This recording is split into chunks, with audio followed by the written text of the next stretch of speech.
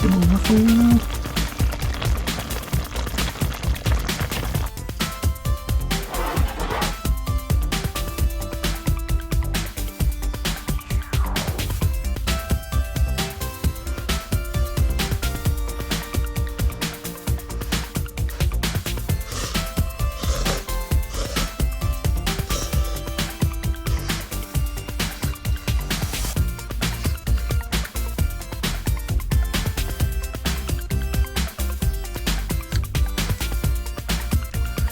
美味シャス。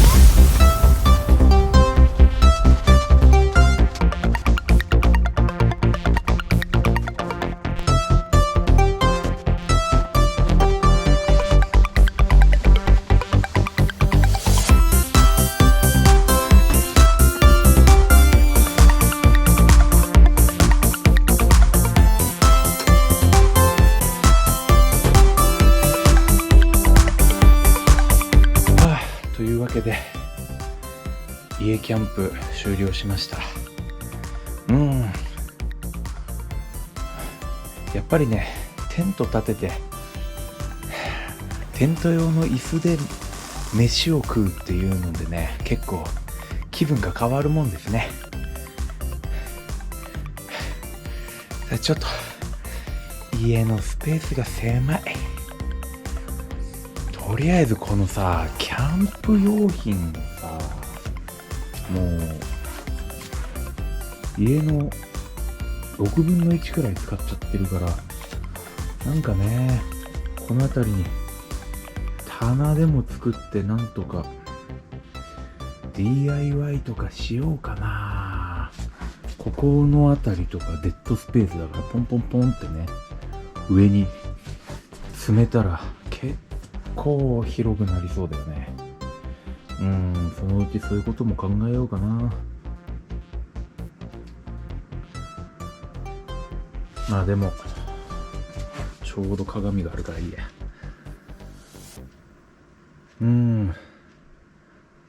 でも意外とやっぱ楽しかったね。作ってるの普通に家でもどこでもできるのだったけども、気分がやっぱ乗るんで楽しかったです。早くね、緊急事態宣言明けて普通に外のキャンプもやりたいね。ちょっとずつこれから暖かくもなるし。